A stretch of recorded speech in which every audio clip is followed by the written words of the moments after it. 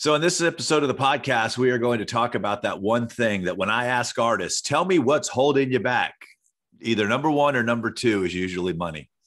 And recently at the CD Baby Music Conference, I was speaking, and afterwards I was outside and I had this line of people, and this gentleman come up and kind of slipped a card. And I took a look at it, and it was from BeatBread. And what's interesting is I had just seen a YouTube video of an artist talking about BeatBread. And we're going to get into that. I'm blessed to have two folks, Peter Sinclair and Matthew Tilley from BeatBread that are here. You both are co-founders. Is that how this works? Yeah. Somebody had there's three of us. So there's three. Okay. Yeah. So myself, Matthew, and a guy named John Holler.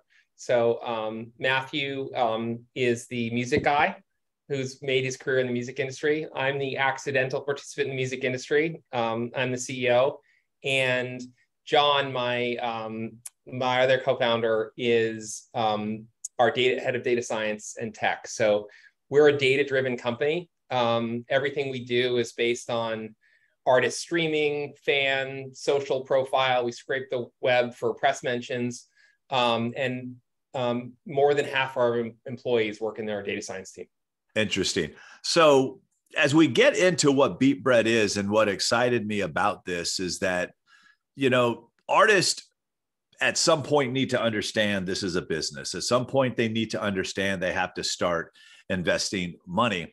And a lot of them in the beginning stages are racking up credit card debt. They're putting second mortgages on their house. They're borrowing money from parents. They find it very hard, if not impossible, in the beginning stages to crowdfund, to get their fans involved in the process. And then along comes a company like BeatBread that says, look, we can look at this, we can determine this, and we can give you the money you needed for this. But more importantly is you don't lose ownership of your music. You don't sign it away for perpetuity. You don't have to give us your firstborn child. There's a lot of different things that would come along with trying to get financing in the music industry, especially when the music was involved. And then out of the blue in 2020 comes BeatBread. So tell us a little bit about it, and then let's dive in on who this is right for, and who it might not be right for. So we're a funding platform for independent musicians and independent labels.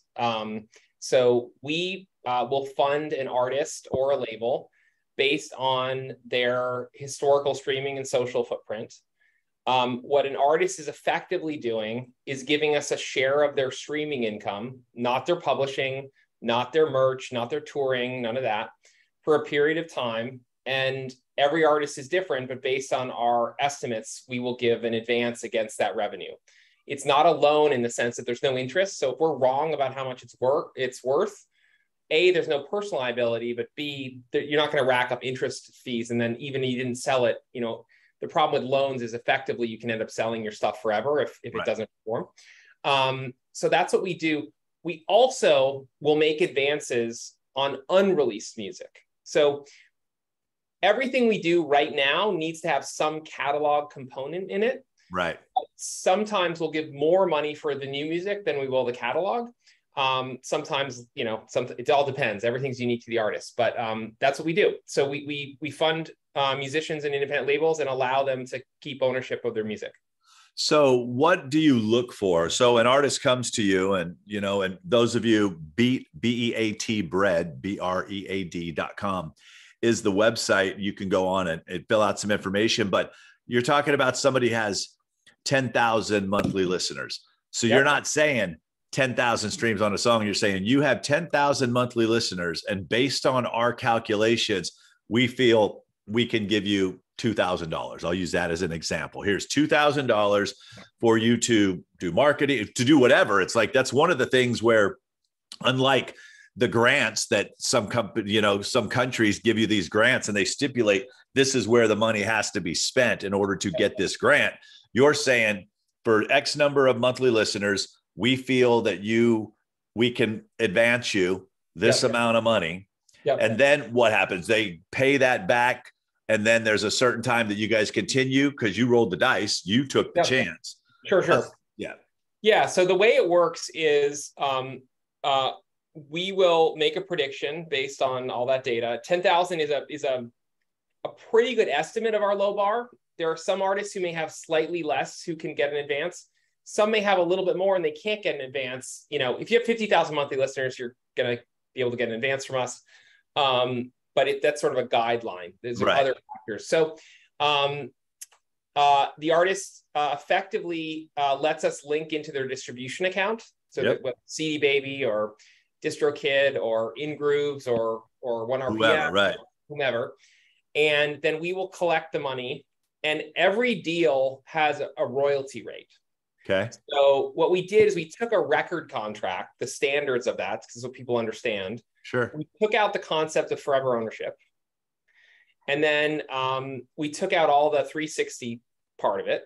Right. And then it's basically that, but the royalty rates are as the worst deal that we'll give an artist, worst meaning the most share that need to give, but that would be for a longer term deal with higher risk, would be 51% in the artist's favors, whereas a typical, new artist deal from a label is like 15 to 20%. Yeah, if they're lucky. Our royalties go up to the low 90s. Okay.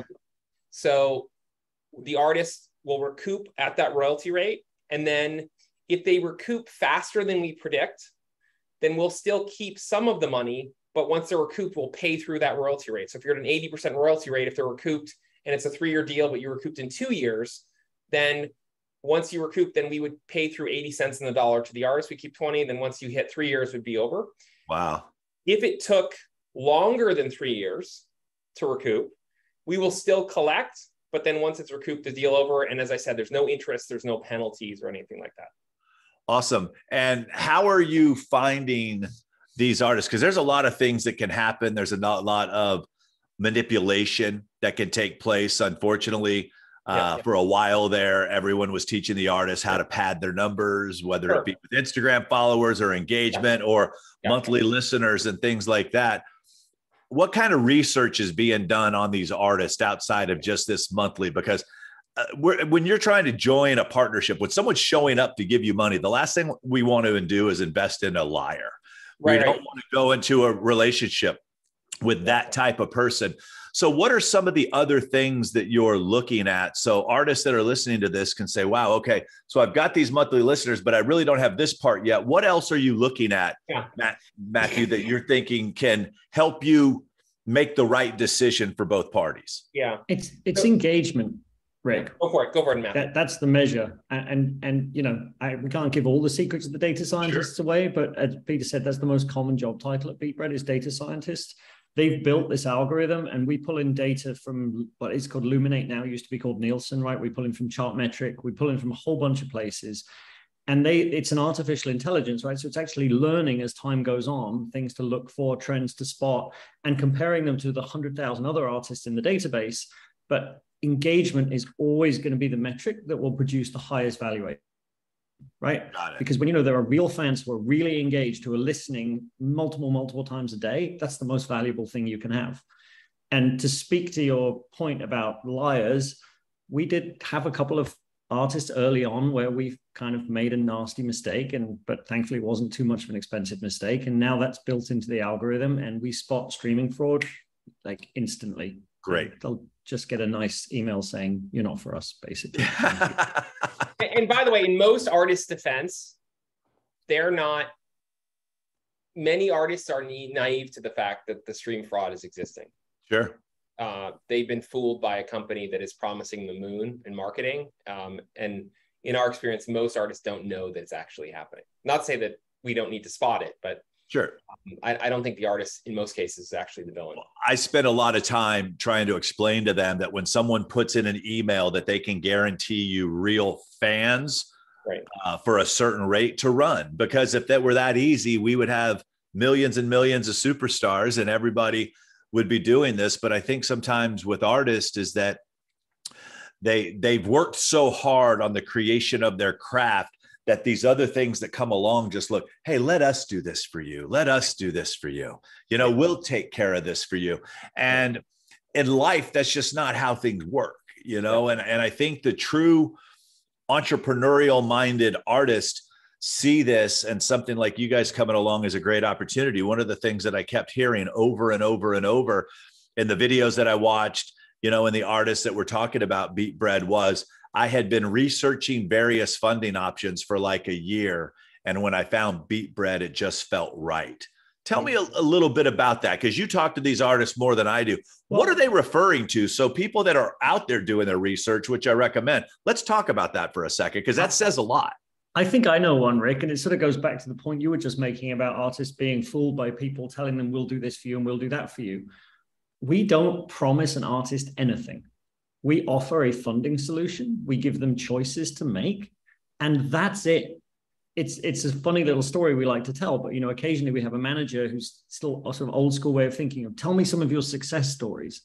Peter, with a smile on his face, will say we have 100% success rate at wiring money into artists' bank accounts, because that's all we do. So we're not promising you anything else. We're not saying, oh, if you take money from us, then you'll have this or you'll have that. Sure. We're just saying, we think if you qualify for our advance, you've obviously figured out something that you know how to do well. You're either making great music or doing great marketing or a bit of both of them, right?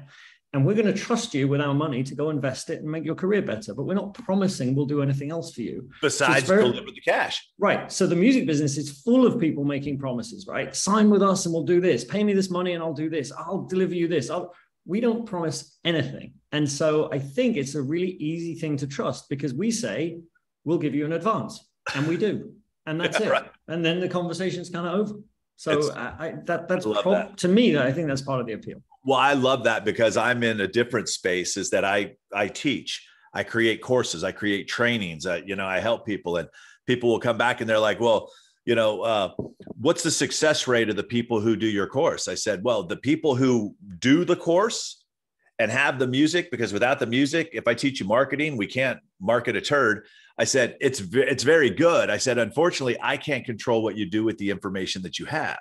And they're like, because I never see you taking credit for the success that people have with your programs. I said, well, then should I take credit for the failures that people are having with the program? No, because those people did the work. It's like, why should I take credit for work that someone else did? They did the work. It's like going to high school. Everybody gets the same teachers, the same hours, the same books. Why are there one or two that excel and the other ones that just do enough to get by? That's the same thing, I think, with the music industry, is that there's so many people that think it's a cookie cutter model.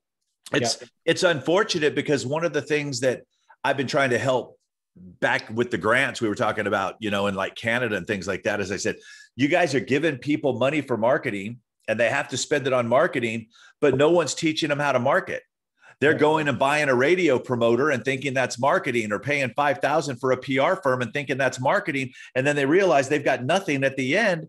Right. And they're like, so are you guys helping in that education space at all? Or are you guys just kind of standing back when it comes to here's the advance?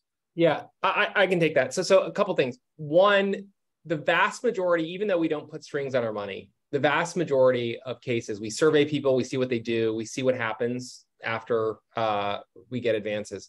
The vast majority of artists are plowing this into their next project, like upwards of 80 or 90%. So that just happens to be what people do. Right. We don't currently do any education or any matching with great service providers. That doesn't mean that we don't aspire to do that. We're less than 2 years old. We think that what we do today is just the beginning. Sure. And we think that we can apply a lot of the techniques that we have on funding to also help artists find the best partners. Not dictate them, but give them information. Well, you give them options, it's like, and that's what I want to have a conversation with you guys about. So I that's think, what I'm big on. Yeah. So I think a business that matches artists with the right service providers for them, because we think service providers are super important. Sure. It's just that forcing someone to take services with a check together means probably you get a suboptimal check and suboptimal service versus being able to put them together yourself. We want to do that. We don't do that today.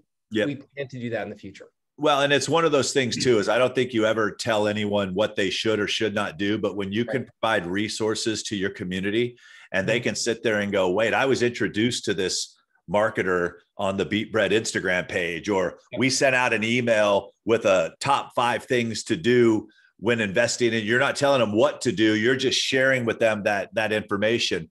It was one of those things where I do a lot with Indie Bible, and I said, hey, how do we make you attractive? So I would go in and do free Facebook Live Q&As, and I would do free trainings for them. And then if their people decided, hey, I would like to learn more about this Rick Barker guy, he seems to kind of know it, then it was up to them to do it at that time. But at no time did they say, you must work with Rick and you must do everything. It was like, no, just let me serve the community. And if they decide that, hey, part of what I just got, I should hire this guy, or I should look into one of his programs, or I should learn how to run Facebook and Instagram ads, so I don't have to spend 2,500 of it on an agency. I can only spend 500 of it because I was just taught how to run my own Facebook and Instagram ads. Because what I kept hearing in the videos I was watching were, I needed to market. I needed to market. I needed to market. I needed to market. I heard that over and over and over again. And I'm like, they're attracting a smart group of folks, because most people want to just go, they'll spend 90 to 100% on the creation of it and then post it on social and think that was marketing. Sure. Yeah, no doubt. Yeah. So we've grown a lot, but there's more for us to do. And we don't think for a second that, we can't do better every day. Now, something I noticed on the website was you are allowing people to come in and be investors. Mm-hmm. Let's talk a little bit about that. I think it's like, there's a lot of people that want to get into the music industry and don't know how. And it's like, hey, you want to take a little piece of some ownership for a little while? Here you go. Yeah. So people can come to our website if they're not an artist, and they can give us their information, and they can invest in one of 2 ways. They can invest in multiple artist funds that we manage with our data science. And I'm going to give you the scoop right now. We're going to do a press release in 36 hours, Matthew. Is that right? No, I will post this. I will post this podcast in 38 hours. So okay. I won't. Press release is going out tomorrow morning. Okay. You got it. We're already doing this. We're going to announce it, what we call the Investor Network, where individuals can invest in individual artists. And they don't have to invest in the whole thing. They can take a piece of a deal. And we do those $2,000 deals you talked about, but we also do $2 million deals. And that upper limit is getting higher. So people can do that. That said, we don't just let anyone in. Oh, I bet. We're not a fan funding or crowdfunding platform. Right. We have a curated group of investors who it's growing. It's a large group, but people who can write, larger checks to do that. So we will talk to someone. It's a sort of private network right now, but it's going very well. Honestly, our North Star is artist empowerment. And so what we're really happy about is that our algorithm is great for a large number of artists, but if an artist is on the newer side, they haven't been out that long, or they're growing maybe not super fast, but a little bit, but they have a certain talent, someone sees something in them. There's a place for people who can see opportunity that may not be reflected in the numbers yet. And that's really what it's about. And that allows us to drive a premium for the artist. Sure. Yeah. So that's something that we're very excited about growing over the next several months. That's awesome. That's awesome. Yeah. I saw that and I'm like, oh, what an opportunity, for the right person. Something else that it was interesting when I watched, we're looking at your monthly listeners. So there's a friend of mine who lives here in Nashville, and he's been an independent artist for a long time. His name's Jelly Roll. And Jelly Roll has over 1.6 million monthly listeners. Yep. And he started doing these Instagram posts where he said, listen, I know a lot of you can't afford tickets and can't afford this. He says, but if you could just do me a favor, play my record every day. Right. And all of a sudden he started averaging 6 streams per monthly listener. Wow. And he's all of a sudden he's going, his manager and I were playing golf together. And he's like, dude, we're doing like $300,000 a month in streaming. And half these people have never bought a ticket. They've never bought a t-shirt. It's just Jelly went on and told them, hey, I love you. Support me. Just play my record every day. And they did. And it was like, I'm like, and the artists sit there sometimes going, man, I can't get my fans to do anything. I said, have you asked them to? And they're like, well, no. I said, they're not going to figure it out on their own. And I used Jelly Roll as the example. I said, he just said him, hey, I appreciate everything you do. Just play my record. Right. And well, you don't 2 records. And I'm like, holy cow. Yeah. Well, the old saw is if you don't ask the question, the answer is always no, right? Yes, absolutely. Yeah. But why more and more people haven't figured that out? And I spend, it's like almost every course that I create, the first module is always mindset. Sure. Let's look at the psychology behind this. Yeah. They see perfect videos. They see you on Spotify and you're on a playlist with Dr. Dre. They think you're as rich as Dr. Dre. They don't know you're broke. They don't know you're independent. Nowhere does the DJ say independent artists coming up next. They just know that you're on these playlists. So they assume. So we've been doing a lot lately, teaching people, do a post explaining what it means to be independent. Right. Let them know that you're the bank. Let them know that you fund the whole entire operation. Let them know every penny that comes in goes to recording these songs. And that's a big part of what it is that I do on a daily basis, is just trying to educate people. Yeah. Say, there's no question. There's no question. I mean, for what we do, it's better to have a fan base of, 20,000 people that generates 500,000 streams than 200,000 people that's 500,000 streams, right? That's just us, but just more generally, if I can go abstract beyond us, advice to artists is a even moderately sized fan base that believes in you and is dedicated to you is massively lucrative. Absolutely. Many things you can do with them. They're stickier. It's an asset that many people on the radio that are, famous don't have. Or TikTok don't have. People know the song, but they couldn't tell you the artist's name. Right. I love it. You think the same way I do. It's all about the quality over the quantity, and everybody got hung up. And part of my presentation at the CD Baby Music Conference was, look, before you ask for 10,000 people to come find you, you better learn to love on the 100 that you have. You better have systems and processes into organizing that relationship and then throw gasoline on your fire. But all of you want all these people to come find you, but you don't have an email collection in place. You don't have a nurturing sequence in place. You don't have the ability to send them a streaming link. You don't have the ability to invite them to these things. So stop focusing on what you don't have and learn to love the ones you do. Yeah, no doubt. No doubt. That's great advice. Yeah. So best way for them to reach out and connect with you is through the website, beatbread.com. Yeah, just go online, type in your email address, and your odds are you're one of several million artists that will come up in our search if you type in your name in the box, and then we'll start running. And, most artists on Spotify are too small for us, right? We can probably fund 300,000 or 400,000 artists globally. There are 8 million on Spotify. Maybe it's 9 now.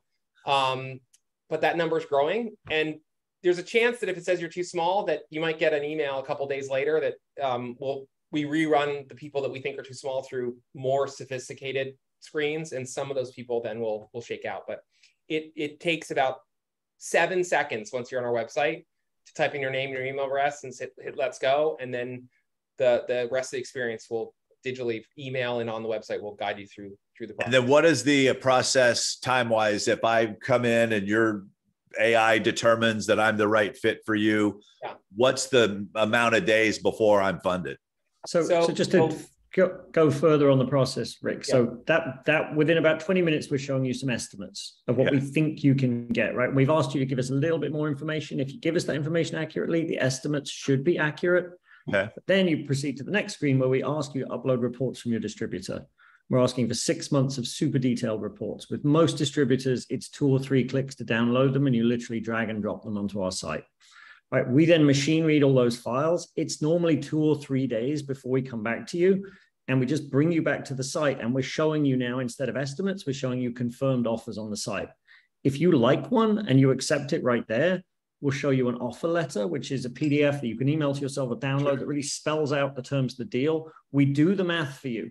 You're getting this much money at this royalty rate. That means you need to recoup this much. We really try and spell it out in what Peter calls grandma language, right? Hopefully something that everybody can understand.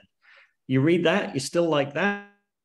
You fill in a form, your name, we ask for your ID, we ask for your bank details. that will auto-generate a DocuSign contract, which is a slightly longer form. It's still only about 10 pages, and a lot of it's the standard legal blah, blah, blah, liability. Everybody's got to cover themselves. Yep. As Pete, I think we talked about at the beginning, we've kind of tried to get to a point where we have a very standard legal contract so that doesn't cost anybody anything to review, and then have a lawyer look at it if you'd like to, but bear in mind, we've signed more than 500 of these at this point. So it is pretty standard terms and conditions. Anyway, sign that.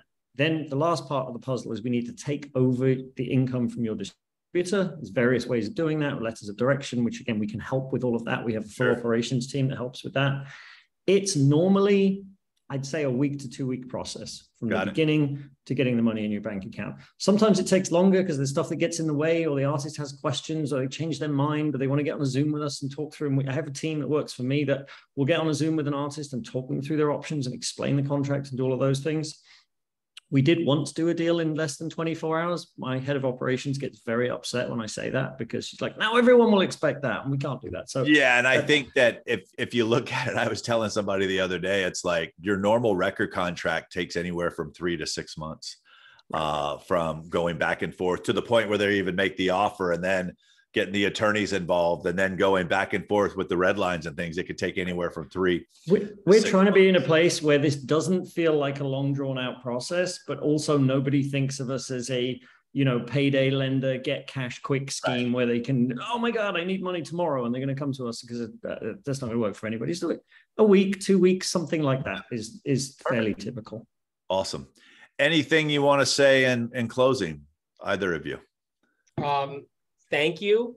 Thank you very much. And, ultimately, our mission is empowering artists. And so, come on in and check it out. We give people options. We're not right for everyone, but a large percentage of people who check us out end up saying that we are right for them. So we're excited about it. And it's a great time to be in the music industry. Absolutely. I have one other thing that I really enjoy saying to artists, Rick. If you don't need this money, if you don't have a plan for spending this money, if you don't have something useful you're going to do with it, please do not take a deal from us. Or anyone. You're absolutely or anyone. Yes. You're absolutely correct. Money costs money. And there is always a cost attached to doing a deal. We think ours is a very reasonable cost, but there's still a cost. So if you don't have a great plan for it, if your plan is to get a big stack of bills and take some photos for Instagram, that's not a particularly good use of the money. Go to grandma and just have her write you a check and tell her I'll put the money back in your account later. If you want to make it rain with somebody else's money. I always have a saying I use too, that not all money is the right money. Right. And that's something I found more and more true inside the music space, because people will come and say, yeah, this guy offered me this. And I'm like, just because there's money doesn't mean it's the right money. It's the same thing with me. When I was consulting people, just because someone could afford to pay for my hour, did I really want to spend that hour with them? If all we're doing is arguing, no, that money's not the right money. So Matthew, I really like that. So once again, it's beatbread.com. There'll be links in the show note. If you're watching this someplace else, YouTube, Instagram, wherever you may be seeing this right now, BREAD.com. If you're watching it on video, Matthew walks along with his portable billboard, so it works out really well. And I'll make sure that you guys all get to see it. So I appreciate you guys very much, and I'm excited to see where this goes and continuing to hear the great stories. Like I said, whoever's doing your socials on your Instagram and your YouTube's doing a really good job, because the videos have been impressive. Thank you very much. Appreciate it. Thanks, Rick.